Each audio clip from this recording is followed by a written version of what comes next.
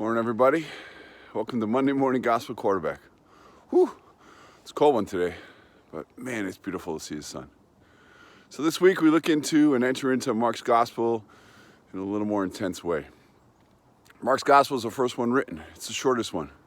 It's written in haste, but it gets right to the point, very direct. So that's what we hear this week. Jesus' proclamation. The time is now. The kingdom is here.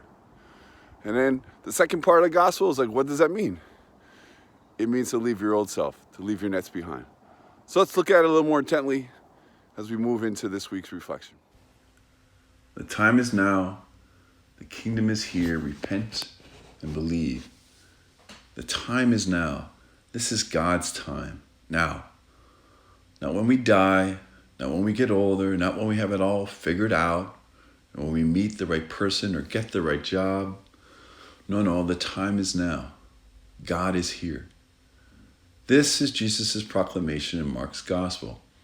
This is perhaps when he taught for the first time, when he engaged and he reached out to the people to share a simple truth, that the time is now, so be present to it.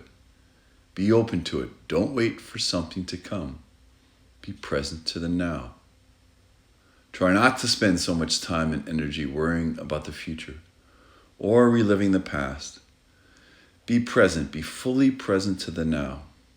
This is true in so many religious traditions and shared by so many spiritual teachers. If we are present to the now, God is here. That's Kairos. That's God's time.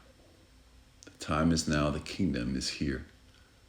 So the kingdom is here. It's all around us. It's within us. It's among us. God meets us disguised as our life. God meets us in the everyday, the little moments, the little miracles or whispers of grace. God uses all these things. So what do we have to do to experience this truth? It's simple. We have to change. We have to repent. Metanoia, which means change your heart, change your mind. And as I like to think about it, it's changing the way we see things. Like the quote by Wayne Dyer, when you change the way you look at things, the things you look at change. Metanoia, repent, change, and then believe. We must believe, or more foundationally, we must trust. We have to trust, and that's hard in the world we live in. Our world is riddled with mistrust, as we've seen a couple weeks ago in the United States. We live with fear and anxiety and worry. We may often feel like we can't trust anybody, governments or politicians, the media, businesses, people themselves, even the church at times.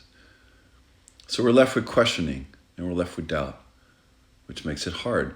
But that's the invitation. And trust involves letting go. It involves stepping off into the abyss, into the unknown.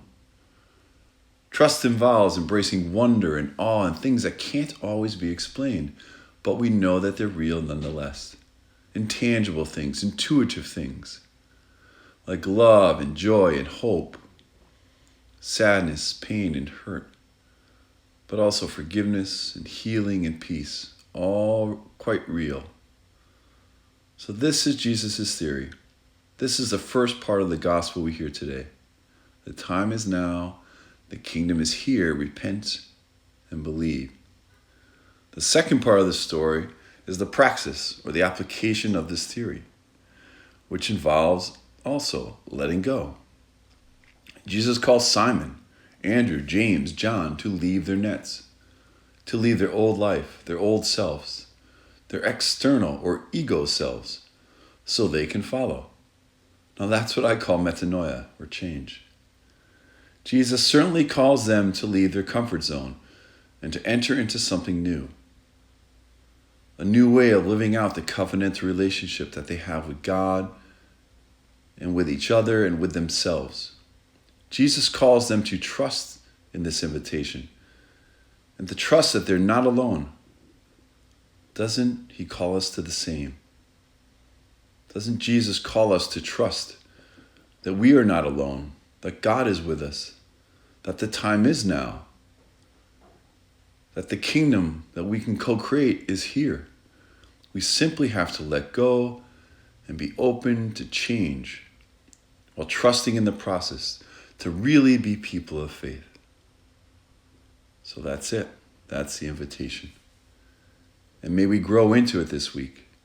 May we grow into it as we listen to Jesus' proclamation resonate in our lives. And as we embrace, even in a small way, the invitation to leave our nets, to leave some aspect of our old selves behind. Thanks for walking with me. Have a great week, everyone. Peace.